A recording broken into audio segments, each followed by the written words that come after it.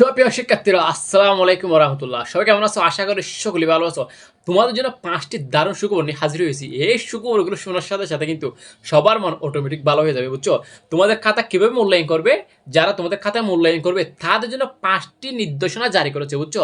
তোমাদের মোটামুটি যাদের হচ্ছে পরীক্ষা একটু ভালো হয়েছে সবাই কিন্তু পাস করে যাবা। কিন্তু দুঃখের বিষয় হচ্ছে অনেক শিক্ষকই কিন্তু এই বার্তাগুলোর ব্যাপারে, এই এসএমএস গুলোর ব্যাপারে কেউ জানে না।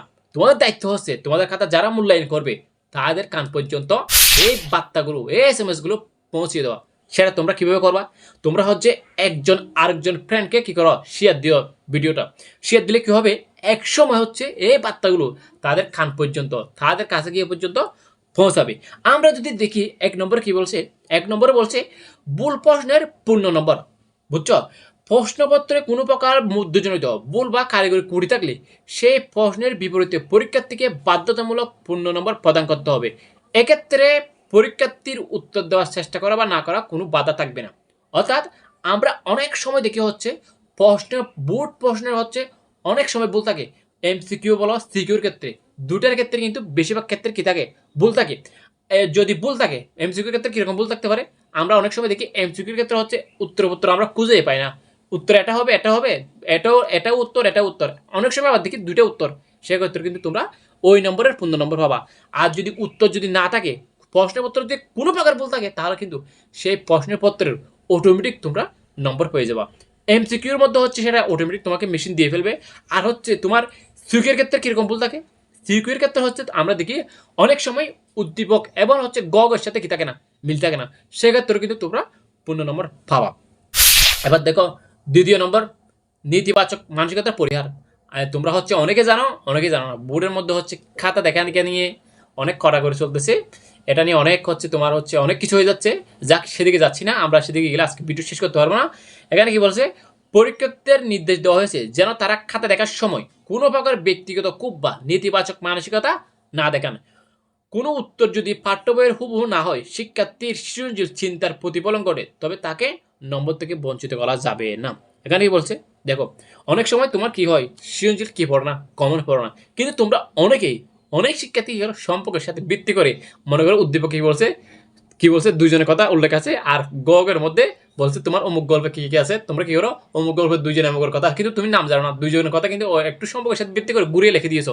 সেক্ষেত্রে কিন্তু তোমার যদি সৃজনশীল চিন্তার প্রতিফলন ঘটে, সেক্ষেত্রে কিন্তু তোমাকে বাধ্যতামূলক নম্বর দিতে হবে, বুঝছো? এবার আসো ৩ নম্বর, দাফে দাফে নম্বর।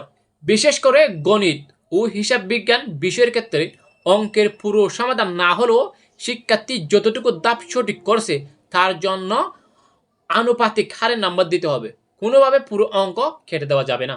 দেখছো দেখছো তোমরা, মানে হচ্ছে এটা মনে করো তোমাদের কি একটা কি খাতা, তোমরা কি করছো, অনেকেই অঙ্ক করতে করতে এতটুকু পর্যন্ত আসছো অঙ্ক করে, কিন্তু লাস্টে শেষে এসে তোমরা হচ্ছে সমীকরণ মেলাতে পারো নাই, কিন্তু বোর্ড থেকে বলে দিয়েছে আরে এটাই তো নিয়ম, এটাই তো হওয়ার কথা। এতটুকু দেখো, এতটুকু আসছো, তুমি এতটুকু লিখতে পারছো না, লিখতে পারছো তো, তোমাকে এতটুকুতে নম্বর দিতে হবে। আমরা বিগত বছরগুলোতে দেখেছি তোমার হচ্ছে সব কিছু হচ্ছে লাস্টে গিয়ে উত্তরটা মেলায়, শুধু সংখ্যাটা মেলানোর লাস্টে, কিন্তু নাম্বার দেয় নাই। কিন্তু এবছর তা হবে না। তোমরা ভিডিওটা বেশি বেশি শেয়ার করো, যারা খাতা মূল্যায়ন করবে তাদের কাজ পর্যন্ত এই বার্তাগুলো পৌঁছে যায়, বুঝছো? এতটুকু লেখছো, তোমাকে বাধ্যতামূলক তোমার যতটুকু হয়েছে তোমাকে ততটুকুর জন্য নাম্বার দিতে হবে। এবার আসো ৪ নম্বর, খাতা যাচাইয়ের দ্বৈত পর্যবেক্ষণ। এবার প্রধান পরীক্ষকদের পাশাপাশি প্রতিটি খাতা দ্বৈতয়ন ভিত্তিতে পুনরায় যাচাই করবে বোর্ডের একটি বিশেষ স্কোয়াড। যদি কোনো পরীক্ষক ইচ্ছাকৃতভাবে নম্বর কম দেয় বা অবহেলা করে, তবে তার বিরুদ্ধে শাস্তিমূলক ব্যবস্থা নেওয়া হবে। কথা কি বুঝছো? এখানে বলতেছে যদি কোনো শিক্ষক, অর্থাৎ এখানে আবার যারা খাতা কাটবে, খাতাগুলো আবার একটা বিশেষ টিম হচ্ছে তোমার খাতাগুলো সব খাতা যাচাই করবে। সেখানে কি উত্তর তোমার হচ্ছে নাম্বার কম দিছে, নাই অবহেলা করে কাটে নাই, নাই খাতা আবার ছোটো বাচ্চাদের দিয়ে কাটাইছে, সেটা কিন্তু যাচাই করবে। যদি সেরকম মধ্যে কোনো রকম ত্রুটি পায় তাদের খাতা কাটার মধ্যে, তাদের বিরুদ্ধে আইনগত শাস্তিমূলক ব্যবস্থা নেওয়া হবে। এবার আসো ৫ নম্বর, গড় নম্বরের সুরক্ষা।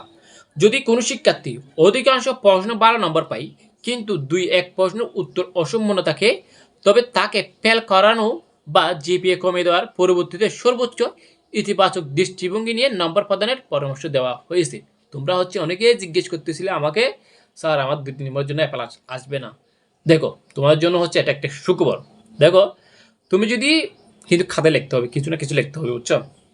দেখো এখানে কি বলছে, তোমার ভালো যদি নাম্বার আসে, তোমার যদি 2-1 নম্বর কম শর্ট থাকে, তাহলে কিন্তু তুমি যদি পরীক্ষায় কিছু না কিছু লেখো, সেখান থেকে তোমাকে লাইক চিহ্ন দিয়ে 2-1 নম্বর দিতে ইতিবাচক চিন্তা করতে বলছে।